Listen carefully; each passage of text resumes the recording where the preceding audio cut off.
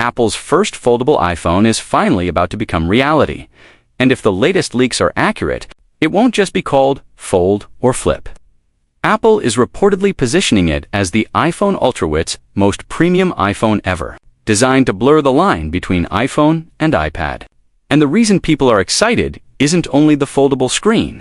It's the idea that Apple could do what it usually does best: take a category that already exists, then refine it until it feels seamless, polished, and mainstream.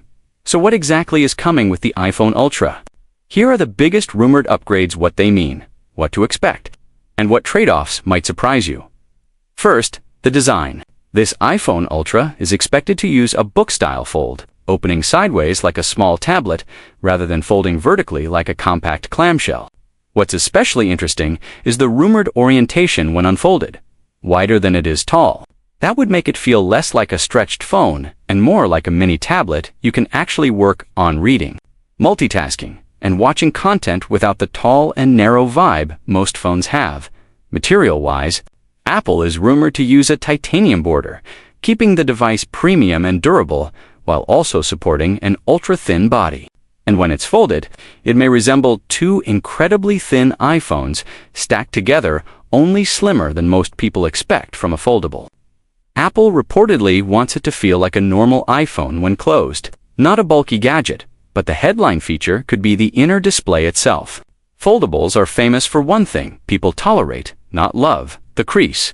With iPhone Ultra, leaks suggest Apple is aiming for a crease-free or nearly invisible crease design, possibly using advanced hinge engineering and high-tech adhesives to reduce stress on the panel. If Apple truly minimizes the crease in a way that's noticeable in day-to-day use, it could instantly set the iPhone Ultra apart from every mainstream foldable currently on the market. Next, the displays, because this device is really two devices in one.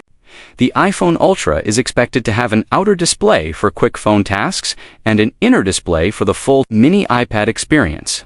Rumored sizes are roughly an outer screen, around 5.3 to 5.5 inches, and an inner screen around 7.6 to 7.8 inches.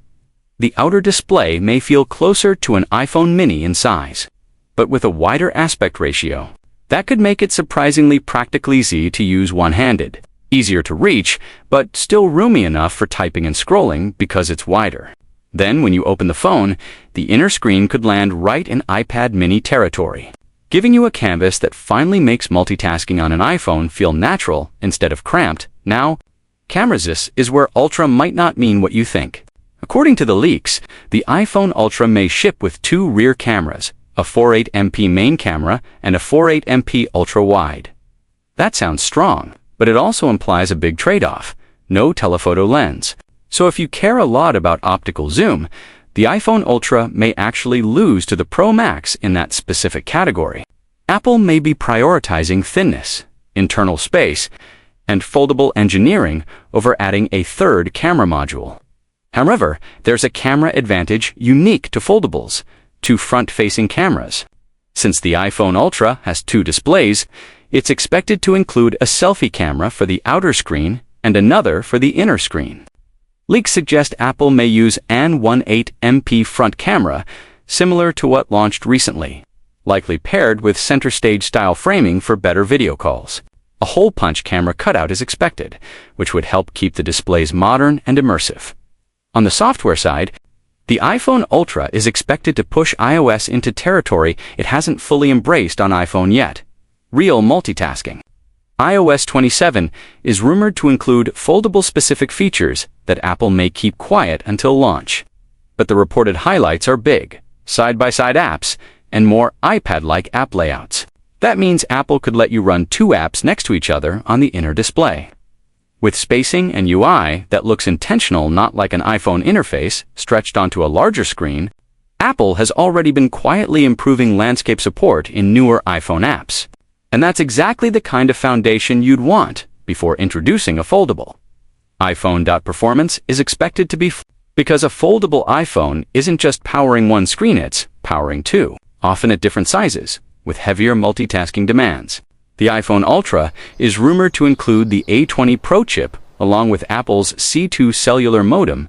The A20 Pro is expected to be a bigger than upgrade thanks to a rumored move to a 2nm process and advanced chip packaging techniques to improve efficiency. RAM is expected to be 12 GB, and leaks suggest faster LPDDR5 class memory for better responsiveness, facially useful for multitasking, switching between apps, and keeping larger apps active on that inner display. Then there's the C2 modem, Apple's next step toward fully in-house cellular connectivity. If Apple continues replacing Qualcomm modems, C2 could bring tighter integration with iOS, potentially better power efficiency, and long-term control over network features. Of course, the real test will be reliability and speed in the real world, but strategically, it's a big move. And now, the twist that's surprising a lot of people. The iPhone Ultra may not have Face ID. Instead, Apple is rumored to bring back Touch ID into the power button, similar to iPad Air and iPad mini. The likely reason is practical engineering. A foldable with two displays creates a complicated authentication problem. You either need Face ID that works perfectly, whether the device is open or closed, or you need multiple sensor systems, one for each screen. With an ultra-thin design, fitting full Face ID hardware could be difficult. Touch ID in the side button is simpler, proven, and works in more positions, especially when you're opening and closing the device throughout the day. Finally, the price, because Ultra is not going to be cheap. Early expectations point to a starting price around $1,999 for a 256 GB model, though estimates vary. If that number is accurate, the iPhone Ultra would likely become the most expensive iPhone Apple has ever sold. Apple's justification is obvious. You're effectively getting an iPhone and an iPad mini-style experience in one device, with new hardware engineering, premium materials, and exclusive software features. The real question is whether Apple can make the foldable feel durable, seamless, and genuinely better than carrying two devices. If the crease really is nearly invisible, if iOS 27 multitasking feels like an iPad on the inside and a normal iPhone on the outside, and if the thin titanium design feels as premium as the leaks suggest, the iPhone Ultra could become the first foldable that a huge number of regular iPhone users actually want to buy. So would you pay around $2,000 for a foldable iPhone Ultra if it truly replaces both your phone and your small tablet? Or would you rather stick with a Pro or Pro Max and keep the classic iPhone design?